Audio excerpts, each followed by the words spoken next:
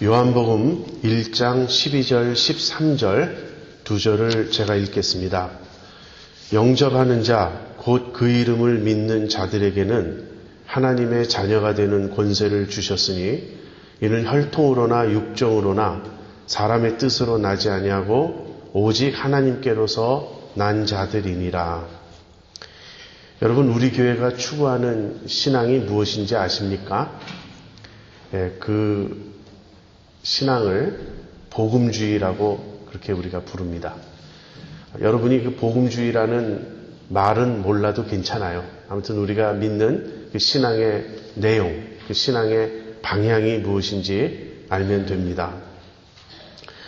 우리가 기독교를 믿는다고 말할 때 이제 어떤 분들은 기독교라는 그 말을 좋아하지 않죠. 기독교는 종교가 아니다. 살아계신 예수님과의 그 생명 관계다. 그래서 릴리전이 아니고 릴레이션십이다. 그런 말을 쓰는데요. 저도 그런 말에 동의합니다. 어쨌든 우리가 대화를 하려면 용어가 필요하니까 이제 기독교를 믿는다고 할 때 즉각 부딪히는 문제는요. 굉장히 다양한 기독교가 있다는 거예요. 로마 천주교가 있죠. 또 우리 한국 사람에게는 거의 익숙하지 않지만 히랍 정교가 있습니다. 또는 동방 정교라고 불리우는 것이 있고요. 또 개신교를 믿는다고 해도 교파가 굉장히 많지 않습니까? 그래서 이렇게 다양한 기독교가 있는데 또 그 기독교의 그 분파에 따라 믿는 형식, 강조하는 내용, 스타일 이런 것들이 상당히 다른데 그 중에 어느 것이 옳은가 하는 이제 그런 질문에 우리가 부딪히게 됩니다. 복음주의는 두 가지로 우리가 설명을 할 수 있습니다. 우리가 믿는 신앙이 복음주의라면 복음주의를 설명할 수 있는 길이 두 가지가 있는데요. 하나는 역사적인 그런 스케치를 해보는 것입니다. 역사적으로 복음주의는 개신교 종교개혁의 그 뿌리를 두고 있어요. 종교개혁자들이 이제 복음을 새롭게 발견합니다. 그 로마 천주교의 여러 의식과 그런 것에 이렇게 가려져 있던 복음을 이제 되찾고 거기서부터 출발을 합니다.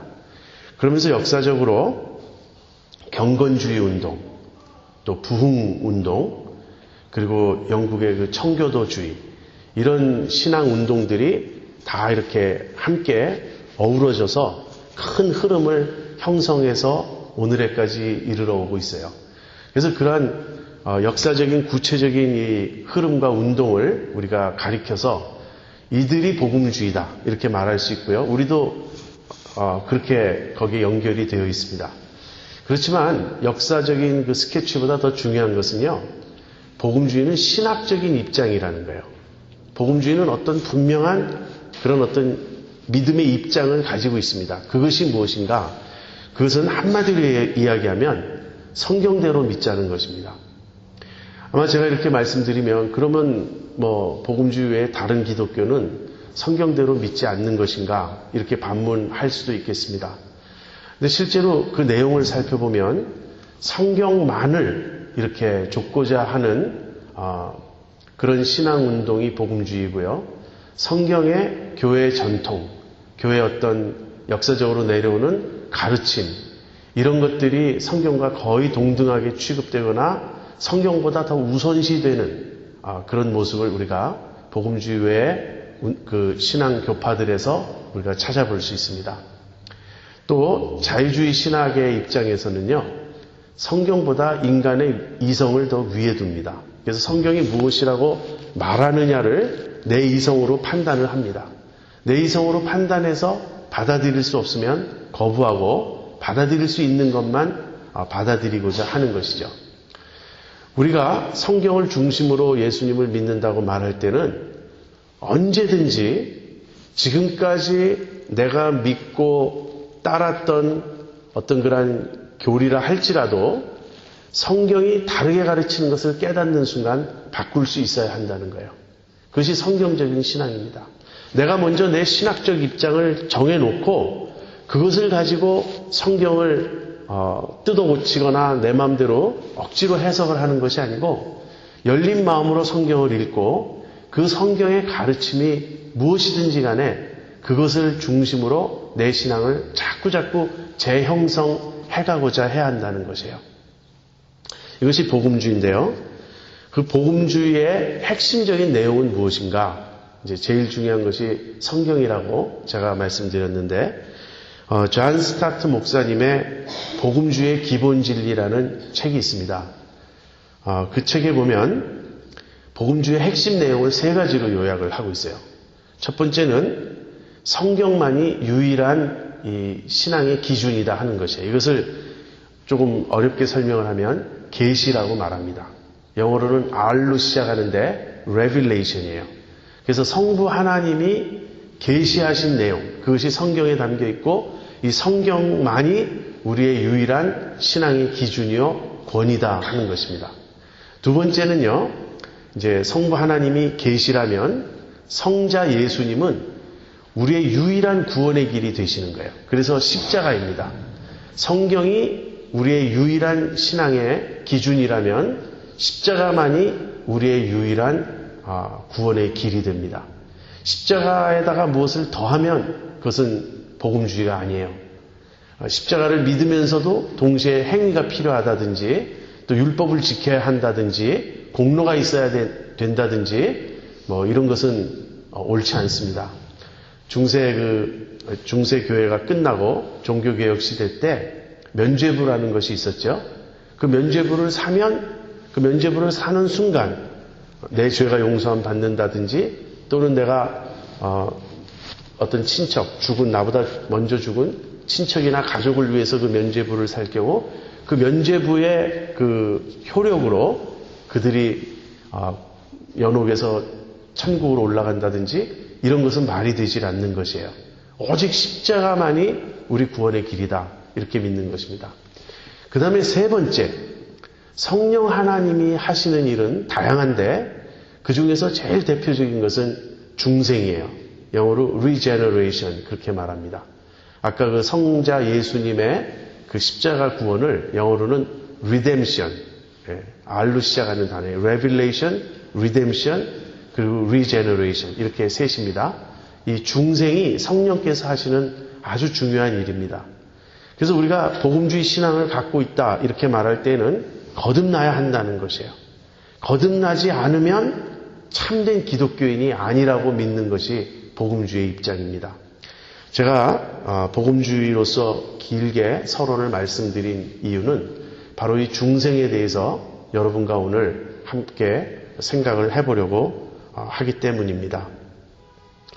여러분, 중생처럼 중요한 것이 없어요. 중생은 참된 기독교를 구분하는 그런 어떤 시금석이 됩니다. 여러분, 교회가 참된 교회인가 아닌가를 구분하는 가장 중요한 기준은 무엇이죠? 흔히들 교리라고 생각합니다. 그러나 그렇지 않아요. 정통 교리를 갖고 있어도 죽은 교회가 얼마든지 있습니다. 참된 교회냐 아니냐를 구분하는 기준은 저는 생명이라고 생각해요. 그 교회가 살아있느냐 죽었느냐 하는 것입니다. 생명이 있는 교회냐, 다시 말하면 그 교회의 멤버들이, 교인들이 중생했느냐, 정말 구원을 받았느냐, 그 안에 영생이 있느냐, 이것이 정말 중요한 판가름의 기준이라고 생각합니다. 외형적인 기독교의 모습을 띄어도 얼마든지 죽은 교회일 수 있습니다. 문화 기독교가 있어요. 모든 것이 기독교적입니다. 기독교적인 그런 문화에 휩싸여 있어요. 감싸져 있어요. 용어도 언어도 기독교적으로 말하고 1년 내내 그 기독교의 절기를 지키고 모든 그들의 결혼할 때는 기독교적인 형식으로 하고 또 장례식도 기독교적으로 행하고 이렇게 문화적으로 기독교를 표방할 수 있지만 전혀 기독교가 아닐 수 있는 것이죠. 그런 외형적인 기독교는 또 도덕적으로 기독교적인 그런 윤리를 실천한다고 해도 얼마든지 죽은 기독교일 수 있습니다. 또 여러 의식들, 성찬식도 행할 수 있고 세례식도 행할 수 있고 여러 가지 그 교회에서 의식을 행하지만 그래도 죽은 기독교일 수 있다는 거예요. 거기 생명이 없을 수 있습니다. 마지막으로 아까 지금 이미 말씀드린 대로 정통 교리를 자랑해요. 우리는 이렇게 믿는다. 그러면서 신학적인 지식을 과시해도 얼마든지 죽어 있을 수 있다는 것입니다. 정말 중요한 질문은 살았느냐 하는 거예요. 거듭났느냐, 생명이 있느냐, 이것 이상 중요한 것이 있을 수 있겠습니까? 요한복음 3장에 보면 니고데모라고 하는 유대인의 관원이요, 바리새인이요, 또 랍비인 사람이 예수님을 찾아옵니다. 여러분 그 이야기 다 잘 아시죠? 이 니고데모라고 하는 유대인 지도자가 밤에 예수님을 찾아와요. 그리고 예수님께 이렇게 말을 건넵니다. 랍비여, 우리는 당신이 하나님께로서 온 자인 줄 우린 압니다. 하나님이 함께 하시지 않으면 아무도 당신처럼 그런 일을 행할 수 없습니다. 여러분 이런 고백을 하면 기독교인이 아닐까요? 이 정도로 고백을 하는데 예수님이 하나님께로서 온 분 같다. 하나님이 함께 하시지 않으면 예수님 같은 일을 아무도 할 수 없다. 그런데 아직 아닌 거예요. 예수님은 니고데모에게 이렇게 답변하셨습니다. 내가 거듭나지 아니하면, 사람이 거듭나지 아니하면 하나님 나라를 볼 수 없느니라. 그러자 니고데모가 내가 이렇게 늙었는데 어떻게 다시 태어납니까? 어머니 뱃속에 다시 들어갔다 나와야 된다는 말입니까? 그래서 예수님이 물과 성령으로 거듭나야 한다고. 물과 성령으로 거듭나야만 하나님 나라에 들어갈 수 있다고 그렇게 답변을 하셨습니다. 여러분, 니고데모는 신학 지식으로 이야기하면은 신학자 수준이에요. 랍비입니다. 그리고 그가 만약에 어떤 삶의 행실이나 도덕적인 것이나 이런 면으로 본다면 그는 바리새인이에요. 바리새인은 율법을 흠이 없이 지키려고 하는 자들 아닙니까? 또 그가 이 어떤 신앙 공동체, 이스라엘 안에서 행하는 영향력으로 치면 그는 관원이요 지도자입니다. 더군다나 그는 많은 바리새인들이 교만해서 예수님을 막 질시하고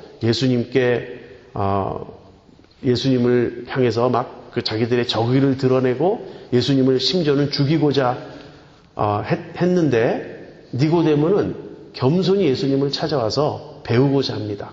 예수님께 랍비여 그렇게 불러요. 그리고 예수님을 인정해요. 예수님 아무도 하나님이 함께 하시지 않으면 당신처럼 행할 수 없습니다.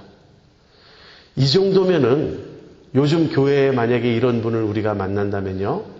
보는 순간 장로감이다. 아마 우리가 이렇게 말할 거예요. 아니면 당신은 신학교에서 교수하셔야 될 겁니다. 우리가 이렇게 말할 거예요. 근데 예수님에 의하면요. 니고데모는 믿음이 아직 멀은 게 아니고 아직 시작도 안 한 거예요. 아직 태어나지도 않은 거예요. 거듭나야 한다고 예수님 말씀하셨습니다. 여러분 거듭나지 않으면 사람이 거듭나지 않으면 하나님 나라에 들어갈 수 없는 것은 물론이고요. 하나님 나라를 볼 수도 없다 이렇게 말합니다. 거듭나지 않은 사람은 그 영의 생명의 세계를 알지 못해요. 거듭나지 않으면 왜 예수님을 사랑하는지, 왜 예수님 때문에 자기 목숨까지도 바치려고 하는지, 왜 예수님 때문에 그렇게 어렵고 힘들고 고난을 겪어도 기뻐하는지 이해가 잘 되지 않는 것입니다. 하나님 나라를 보지 못하는 거예요. 하나님이 다스리시고 하나님이 통치하시는 그 삶의 비밀을 거듭나지 않으면 알 수가 없는 것입니다. 여러분 제가 지난 주일에 신앙생활을 그냥 간단히 여러분에게 이렇게 설명했습니다. 신앙생활이란 다른 것이 아니고 하나님을 아버지로 모시고 하나님의 자녀로 살아가는 것이라고. 하나님은 우리의 아버지가 되십니다. 우리가 예수님을 믿게 되면, 우리가 예수님을 믿게 되면 하나님이 우리의 아버지가 되시고 우리는 그분의 아들이요 딸이 되는 것이에요. 신앙생활이란 바로 하나님과 이렇게 하나님 아버지로 모신 이 가족관계를 맺고 살아가는 것입니다. 그래서 제가 고아가 어느 집에 입양된 그 예화를 여러분에게 말씀드렸어요. 자, 그런데 이러한 신앙생활, 하나님을 아버지로 모시고 하나님의 자녀로 살아가는 신앙생활을 시작하려면요, 먼저 하나님의 자녀가 되어야 된다는 것이에요. 하나님의 자녀가 되는 것이 그 길이 거듭남을 통해서입니다. 거듭나는 것이에요. 하나님의 자녀가 되는 것을 다른 식으로 표현할 때 거듭난다, 그렇게 말을 합니다. 자, 그렇다면 어떻게 우리는 거듭날 수 있는가? 그렇다면 어떻게 우리는 하나님의 자녀가 될 수 있는가? 제가 나중에 좀 신학적인 설명을 신앙 특강 때 자세히 하겠습니다. 신학자들은 중생과 회심을 구분합니다. 여러분은 지금 그것에 대해서 이렇게 헷갈려 하실 필요가 없어요. 그것은 제가 나중에 좀 더 자세히 설명하기로 하고, 여기서는 그것을 구분하지 않고 제가 여러분에게 말씀드립니다. 아무튼 어떻게 하나님의 자녀가 될 수 있는가? 어떻게 우리가 거듭날 수 있는가? 이 질문을 하면 대답은요, 예수님을 영접해야 한다는 것입니다. 여러분, 예수님을 영접하셨습니까? 혹시 그런 질문을 들어보신 적 있나요? 누군가 여러분에게 당신은 예수님을 영접하셨습니까? 그렇게 질문하는 것을 여러분 받아보신 적이 있나요? 제가 여러분에게 제 신앙 경험에 대해서 벌써 여러 번 쉐어링을 했습니다. 저는 중학교 1학년 때 교회에서 하는 학위 수련회에 참석해서 참 예수님을 감격적으로 만난 그 체험이 있어요. 그 후에 이제 제가 중학교 3학년 때 또 여름방학에 또 어떤 대학생 선교단체가 주관하는 그런 수련회에 참석하게 되었습니다. 근데 거기서는 자꾸 영접했느냐라는 단어를 쓰는 거예요. 영접하셨습니까? 근데 저는 그런 단어를 처음 들어봤어요. 근데 나는 그런 단어를 처음 들어보니까 내가 예수님을 영접했는지 영접하지 않았는지 잘 알 수 없었던 거예요. 그래서 영접하고 싶은 사람 앞으로 나오라 그랬을 때 제가 앞으로 나갔습니다. 그러자 그 모임에 이제 어떤 연세가 좀 지극히 들어 보이시는 그런 분이 저랑 개인적으로 상담을 해 주셨어요. 성경을 여기저기 펼치면서 이렇게 하는 것이 예수님을 믿는 거고 예수님을 영접하는 거다. 영접하고 싶은가? 영접하고 싶습니다. 그랬더니 영접 기도를 따라하라고. 그래서 따라했어요. 근데 나중에 제가 이제 성경을 더 공부하고 이제 좀 모든 걸 좀 밝게 알게 되니까 제가 이미 예수님을 영접하고 있었어요. 그때 새롭게 예수님을 영접한 건 아니었습니다. 뭐 그렇다고 영접 기도를 다시 따라한 것이 큰 잘못이라는 얘기는 전혀 아니에요. 얼마든지 그래도 됩니다. 영접한다는 말은 뒤집어서 이야기하면 믿는 거예요. 여기 영접하는 자, 곧 그 이름을 믿는 자들에게는 그렇게 말하고 있어요. 영접하는 자, 곧 그 이름을 믿는 자들에게는 하나님의 자녀가 되는 권세를 주셨으니. 여기 아주 굉장히 중요한 말씀이 나오고 있어요. 이런 구절은 우리의 눈을 번쩍 뜨이게 합니다. 여기 비결이 있는 거예요. 내가 어떻게 하나님의 자녀가 될 수 있나? 여러분, 하나님의 자녀가 되는 비결을 누가 가르쳐 주겠다면 얼마나 여러분 기쁨으로 막 감격 속에서 그 비결을 배우고자 하시겠습니까? 만약에 누가 저한테 와서 내가 하나님 아들 될 수 있는 길을 내가 가르쳐 주겠다. 그러면 제가 얼마나 귀를 솔깃하게 듣겠습니까? 근데 바로 여기 그 대답이 있는 거예요. 어떻게 하나님의 자녀가 되는가? 영접함으로써. 영접하는 게 무엇인가? 그 이름을 믿는 것이라고 그렇게 말하고 있습니다. 저는 사실 그 이전에 예수님을 이미 믿고 있었어요. 그런데 영접한다는 그 표현에 익숙지가 않았던 것이죠. 자, 여기 12절인데 11절에는 이런 말씀이 있습니다. 예수님이 자기 땅에 오매 자기 백성이 영접지 아니하였으나 그 다음에 이제 12절에 영접하는 자 곧 그 이름을 믿는 자들에게는 이렇게 되어 있습니다. 그렇다면 예수님을 영접하는 것, 그 이름을 믿는 것이 무엇인지 우리가 대강 짐작할 수 있습니다. 여러분, 예수님이 유대 땅에 오셨어요. 이스라엘에 오시고 처음에 갈릴리에서 사역하시다 또 유대로 내려오시고 아무튼 그 전체를 우리가 유대 땅이라고 한다면 아무튼 이스라엘 백성에게 오셨어요. 유대 땅에 오셨어요. 사람들은 두 가지로 예수님에게 반응했습니다. 첫 번째로 반응한 사람들은 어떤 사람들이냐면 영접지 않은 사람들이에요. 고향 사람들은 예수님을 보고 아니 자기가 목수 요셉의 아들이 아니냐.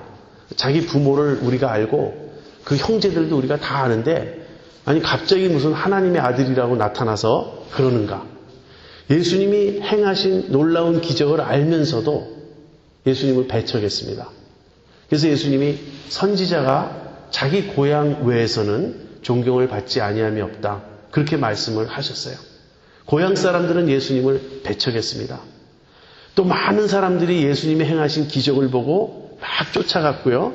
특별히 예수님이 오병이어의 기적을 행하셨을 때 막 보리떡 5개와 물고기 2마리로 수없이 많은 사람을 먹이셨을 때는 감격한 나머지 예수님을 임금 삼으려고까지 했습니다. 그런데 예수님이 이상한 말씀을 자꾸 하셨어요. 떡을 먹고 배부른 거 그것 때문에 나를 찾는데 그러지 말고 정말 썩지 아니할 양식을 구하라. 그러면서 인자를 믿어라. 이렇게 말씀하셨을 때 많은 사람이 예수님을 떠나갔습니다. 자기를 믿으라고? 우리가 원하는 건 떡이지 그렇게 이상하고 어려운 말씀이 아니야. 사람들은 그러면서 예수님을 배척하고 떠나갔습니다. 여러분 예수님이 오늘 이 세상에 오시고 이 자리에 오신다면 여러분은 예수님을 믿을 것 같습니까? 왜 우리는 많은 유대인들이 대다수가 예수님을 배척하고 아주 소수가 예수님을 믿었는데 우리는 예수님이 오늘 이 자리에 오신다면 다수에 속하지 않고 예수님을 배척한 다수에 속하지 않고 예수님을 믿은 소수에 우리가 속할 것이라고 어떻게 우리가 생각할 수 있습니까? 어쩌면 우리도 예수님이 오늘 우리 중에 오신다면 예수님을 배척할 가능성이 더 높지 않을까요? 또 이것은 굉장히 슬픈 이야기입니다. 자기 땅에 오매 자기 백성이 영접지 아니하였으나 예수님의 말씀을 믿기가 너무 힘들었어요. 죄를 사하는 권세가 있다고 말씀하시고요. 나를 믿는 자는 죽어도 살겠고 살아서 나를 믿는 자는 영원히 죽지 아니하리라. 그렇게 말씀하시고요. 하나님을 자기 아버지라고 부르면서 예수님을 믿지 않고 반대하는 유대인들에게는 너희는 너희 아비 마귀에게서 태어났다. 그렇게 말씀하시고 자기를 하나님과 동등되게 말씀하시고 예수님의 말씀을 받아들이기가 사람들은 어려웠습니다. 그러나 소수의 사람들은 예수님의 말씀을 받아들였어요. 그들이 누굽니까? 영접하는 자, 곧 그 이름을 믿는 자들이었어요. 여러분, 예수님의 이름을 믿는다는 말은요, 예수님의 주장하신 그대로를 받아들인다는 뜻입니다. 이름이란 존재를 대표하는 거예요. 그래서 예수님의 이름을 믿는다라는 말은 예수님이 자기를 어떠한 분이라고 드러내신, 주장하신 그런 모든 예수님의 주장을 받아들이고 인정한다는 그런 의미입니다. 예수님은 자신을 하나님의 아들이라고 그렇게 주장하셨습니다. 하나님으로부터 오셨다고 주장하셨습니다. 생명의 떡이라고, 세상의 빛이라고, 아버지께로 가는 유일한 길이라고 예수님은 그렇게 말씀하셨습니다.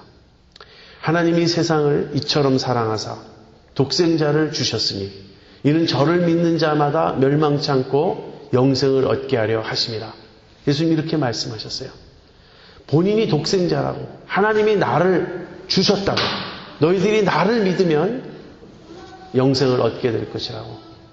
내가 진실로 진실로 너희에게 이르노니 내 말을 듣고 또 나 보내신 이를 믿는 자는 영생을 얻었고 심판에 이르지 아니하나니 사망에서 생명으로 옮겼느니라.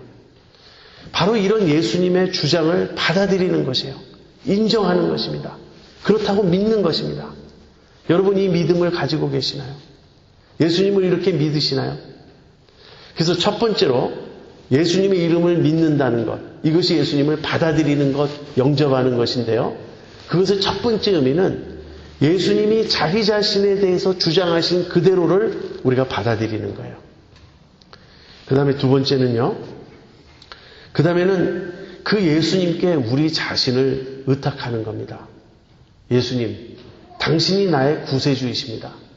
당신이 나를 구원해 주셔야 됩니다. 우리 자신을 예수님께 맡기는 것입니다. 정말 예수님이 자기가 주장하신 그대로의 분이라면, 세상에 오시는 구세주요 하나님의 아들이시요 우리의 주님이신 것이 맞다면 우리가 당연히 예수님께 우리 자신을 믿고 의탁해야 하지 않겠습니까? 여러분은 그 믿음이 있으신가요? 내가 예수님을 믿어야만 구원을 얻는다. 나는 내 힘으로 바르게 살 수 없다. 나는 내 힘으로 아무리 노력해도 정말 하나님 뜻대로 살 수 없다. 나에게는 의가 없다. 나는 착하지도 않고 선하지도 않고 지금까지 의롭게 살지 못했고 앞으로도 내가 의롭게 살아서 천국에 가야 한다면 나는 갈 수 없다. 여러분 이 사실을 아시나요? 그래서 예수님을 의지해야 되는 겁니다. 이 의지하는 자를 예수님은 기뻐하세요. 나는 내 스스로 제가 목사입니다. 제가 한 40몇 년을 살았어요. 제가 정말 지금까지 제 일생을 돌이켜보면요. 상당히 종교적으로 산 사람이에요. 하루도 예수님 생각하지 않은 날이 없고 하루도 잘 믿어보려고 몸부림쳐보지 않은 날이 없습니다. 사실 일찍부터 그랬어요. 저는 중등부 때 목사님 설교에 크게 은혜를 받았어요. 그래서 목사님 설교 끝나고 예배 끝날 때 마지막으로 그 성가대가 이렇게 그 축도 후에 그 찬송을 부르죠. 그 몇십 초 동안에 얼마나 간절히 기도하고 했는지 몰라요. 내가 오늘 목사님 말씀대로 한 줄 동안 살게 해달라고. 그런데 저는 제 스스로 지금까지 살아오면서 잘한 일이 있다는 것이 하나도 기억나지 않아요. 제 스스로 의롭게 살았다고 한 번도 생각해 본 적이 없습니다. 이것은 겸손해서가 아니에요. 이것은 성령님께서 저에게 제 실상을 보여주셨기 때문입니다. 항상 제 속에는 자기중심적인 욕망이 늘 자리 잡고 있었어요. 제가 남을 위해서 행하는 어떠한 선한 일도 100% 순수한 적이 없었어요. 항상 그 속에는 내가 남에게 선을 베푼다는 그런 교만함이 늘 있었고 그것을 나의 의로 삼고자 하는 그런 의식이 늘 있었습니다. 나는 하나님 앞에 결백하다. 하나님은 아시지 않습니까? 저는 이렇게 말할 수가 없어요. 하나님 앞에 나아가면 내가 어떤 누구와 다투고 갈등해서 내가 억울하다고 생각해도 하나님 앞에 나아가게 되면 억울한 면도 있지만 나도 잘못한 면이 참 많습니다. 그렇게밖에 고백할 수 없어요. 예수님 없다면, 예수님이 나를 구원해 주시지 않는다면 나는 스스로 구원받을 수 없는 사람이에요. 여러분, 사람들은 심판을 두려워하지 않습니다. 언젠가 우리가 하나님 앞에 설 날이 있는데 그때 하나님을 힐문하고 하나님께 따질 내용들을 많이 가지고 있어요. 그래서 당당합니다. 하나님이 계시다면 나는 이렇게 말해볼 거야. 하나님 왜 당신은 이러셨습니까? 저러셨습니까? 여러분은 하나님 만나실 때 그렇게 말씀하실 겁니까? 저는 아니에요. 저는 하나님께 힐문하고 하나님께 따지고 그것이 제가 생각하는 것이 아닙니다. 저는 하나님 앞에 서면 부끄럽고 죄송하고 그런 마음밖에 없어요. 그런데 제 소망이 있습니다. 그것은 예수님이에요. 예수님이 나를 위해서 죽으셨어요. 예수님이 나를 위해서 당신의 목숨을 버리셨습니다. 그렇다고 저에게 가르쳐 주셨어요. 현우야, 내가 너를 위해서 모든 일을 다 했다. 내가 너를 구원하길 원한다. 너는 나를 믿고 의지해라. 그래서 예수님의 이름을 믿는다는 말, 예수님을 영접한다는 말은 그분이 나의 구세주 되심을 인정하고 의지하는 겁니다. 여러분이 죄인이라는 걸 아신다면 당연히 의지하고 싶어지지 않나요? 의지할 것밖에 없지 않나요? 여러분 정말 의지하십니까? 예수님밖에 없습니다. 예수님 날 도와주세요. 예수님 날 용서해 주세요. 예수님 날 구원해 주세요. 이렇게 말하는 것은 뻔뻔한 것이 아니고요. 너무너무 예수님이 기뻐하시는 일이에요. 그것이 우리의 본연의 자세로 되돌아가는 것입니다. 또 예수님의 이름을 믿는다는 말은요. 예수님께 충성을 다한다는 그런 뜻입니다. 어디 가서도 난 예수님 편이라고 밝히는 것입니다. 저희 게시판에 우리 형제님 한 분이 최근에 이렇게 인터넷에서 이렇게 떠오른 그런 글을 한 편 퍼다 놓으셨습니다. 근데 요즘 한국에 하도 기독교에 대한 그 반대 분위기가 많아서 젊은 사람들이 어디 가서 예수 믿는다고 말하는 게 점점 힘들어진다는 그런 내용이 담겨져 있습니다. 그럴 수 있죠. 여러분이 어느 모임에 갑니다. 근데 그 모임의 분위기는 반기독교적이고 교회에 대해서 굉장히 신랄한 비판을 하고 예수 믿는 것을 아주 안 좋게 보는 그런 분위기예요. 그런 속에서 여러분이 당당히 나 예수 믿습니다. 그렇게 말할 수 있습니까? 그때 숨기고 싶어지지 않을까요? 조용히 있고 싶지 않을까요? 그런데 그때 밝히는 거예요. 난 예수님 편이라고. 언제 어디서나 예수님 편이라고. 그것이 나에게 손해가 될지언정 내가 그 말을 함으로써 사람들에게 따돌림을 받는다 할지라도 실제 요한복음을 읽어보면 또 복음서를 읽어보고 사도행전을 읽어보면 예수님 믿는다고 고백했기 때문에 따돌림 당하고 배척당하고 감옥에 가고 매맞고 구타당하고 심지어는 목숨까지 잃었습니다. 이것이 예수님 믿는 거예요. 예수님을 믿게 되면 그 이름을 믿고 예수님을 영접하게 되면 예수님께 나의 충성을 다 바치는 겁니다. 예수님, 나는 당신 편입니다. 언제 어디서나 저는 당신 편에 서겠습니다. 그것이 나에게 손해가 될지언정, 그것이 나에게 고난이 될지언정, 심지어는 내 목숨을 잃는다 할지라도 저는 예수님 편입니다. 이것이 예수님을 믿고 영접하는 것입니다. 예수님을 처음에 인정하는 것이에요. 예수님 당신이 말씀하신 그대로이심을 저는 믿습니다. 인정하는 것입니다. 그 다음에 예수님을 의지하는 것입니다. 예수님이 나의 구세주이십니다.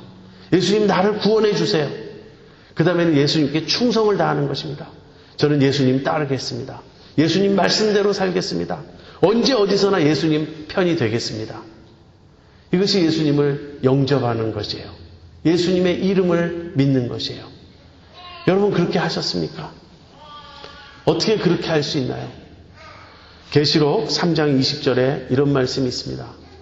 볼지어다 내가 문 밖에 서서 두드리노니 누구든지 내 음성을 듣고 문을 열면 내가 그에게로 들어가 그로 더불어 먹고 그는 나로 더불어 먹으리라. 예수님이 우리의 마음의 문을 두드리고 계십니다. 문 밖에서 두드리노니 우리가 해야 할 일은 무엇이죠? 마음 문을 여는 것입니다. 예수님께 내 마음을 닫아두지 않는 거예요. 예수님께 내 마음을 여는 것입니다. 활짝 열고 예수님을 받아들이는 거예요. 예수님 들어오십시오. 여러분 영접 기도를 하셨습니까? 뭐 꼭 영접 기도라는 형식이 중요한 건 아니에요. 그러나 여러분의 마음에 예수님을 모셔드렸습니까? 지금 예수님이 여러분 안에 계십니까? 저는 예수님을 영접 기도를 그때 했죠. 중학교 3학년 때. 근데 그 이후로도 여러 번 예수님을 영접하는 기도를 했습니다. 왜 그랬는지 아세요? 구원의 확신이 없었어요.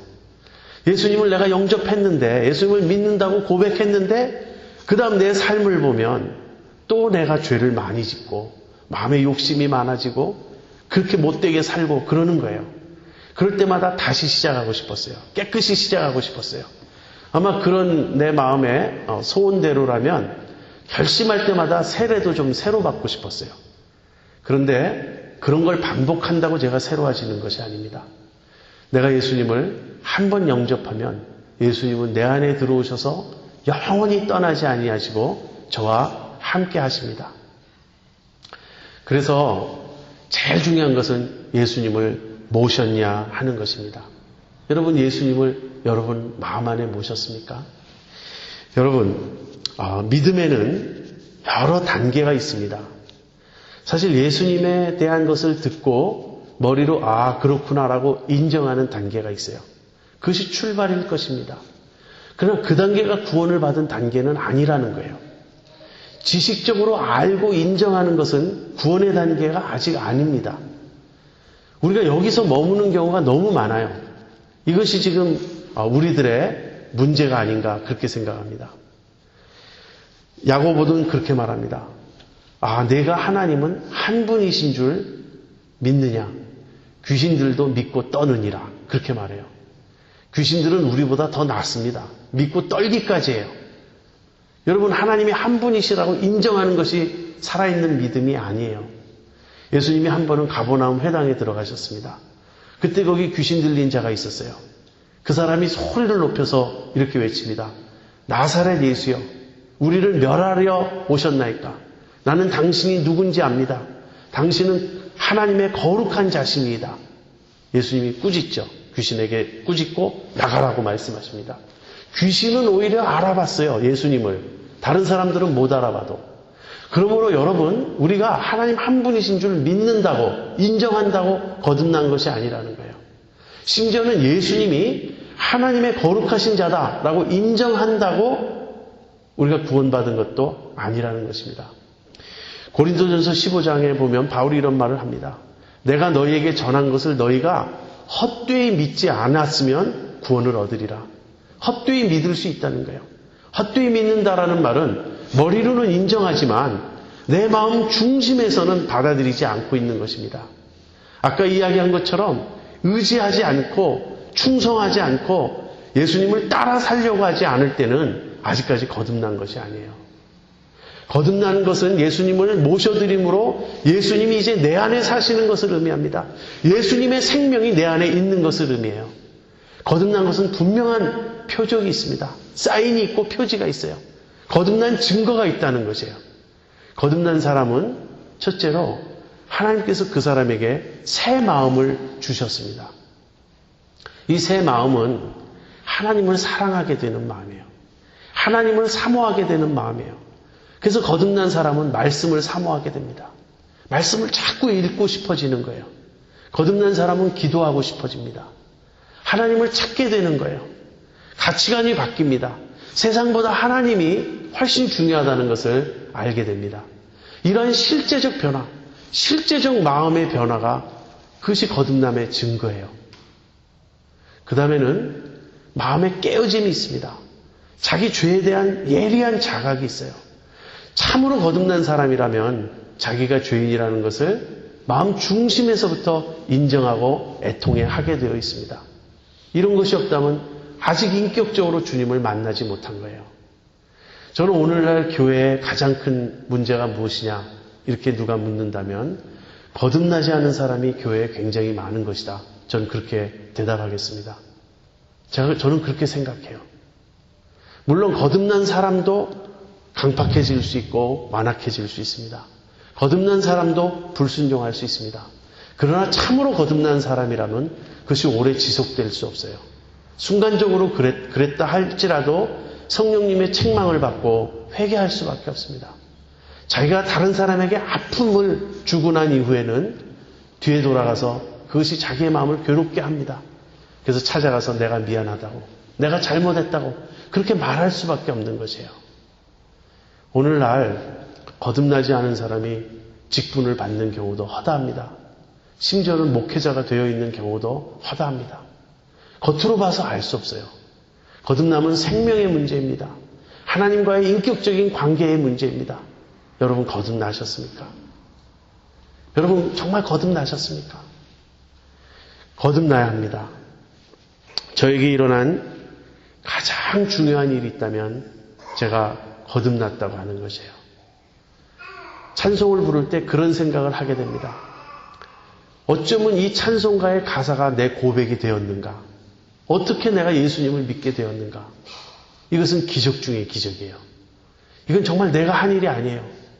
그리고 저는 이 세상에 그 무엇과도 이것을 바꿀 수 없습니다. 저는 제게 일어난 가장 중요한 일, 내가 예수님을 믿게 된 일이라고 생각해요. 저는 우리 아이들에게 제가 주고 싶은 최상의 것도 바로 이 믿음입니다. 여러분을 향한 저의 최대의 소원도 바로 이거예요. 저는 제가 목사로서 나중에 주님 앞에 설 때 내가 너에게 맡긴 그 영혼들을 너는 바로 이끌었느냐? 그런 질문을 들을 것이라고 저는 생각합니다. 우리 교회에 출석했는데 그리스도를 만나지 못하고 거듭나지 못하고 생명을 얻지 못한 사람이 있다면 제 마음에 그것처럼 아픔과 괴로움은 없을 겁니다. 저는 우리 교우들 한 사람도 빠짐없이 다 거듭나기를 소원합니다. 다 예수님의 생명을 갖기를 소원합니다. 고린도후서 13장 5절에 바울이 이렇게 말합니다. 너희가 믿음에 있는가 너희 자신을 시험하고 너희 자신을 확증하라. 예수 그리스도께서 너희 안에 계신 줄을 너희가 스스로 알지 못하느냐. 그렇지 않으면 너희가 버리운 자니라. 우리 마음을 주님 앞에 열기를 바랍니다. 이미 예수님을 영접한 사람이라면 그 사실에 다시 한번 감사하십시오. 다시 한번 겸손하게 그 자리로 내려가십시오. 예수님 믿게 된 그 한 가지만으로 영원히 주님 앞에 감사하며 찬양하며 헌신하며 살겠다고. 아직까지 이 문제가 불확실한 사람이 있다면 지금 예수님을 영접하십시오. 우리 같이 기도하겠습니다.